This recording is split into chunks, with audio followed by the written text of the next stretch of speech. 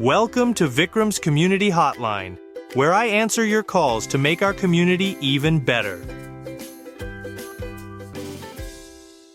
I'm your host Vikram, and today's message is all about spicy sausages. As you listen to this episode, it's okay if you don't understand every word. Here are some keywords to help you follow along. Pongo.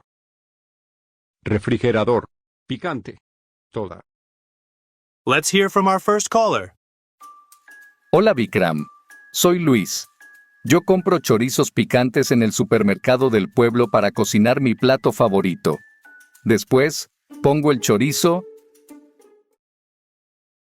Después, en el refrigerador, y también tengo que poner la fruta, los vegetales, el queso y la mantequilla.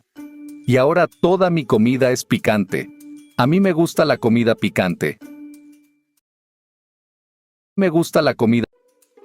Pero, ¿naranjas picantes? No, gracias.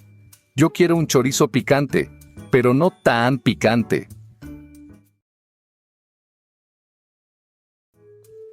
Neighbor, here's a wild idea for you. Why not get a separate fridge for your chorizo?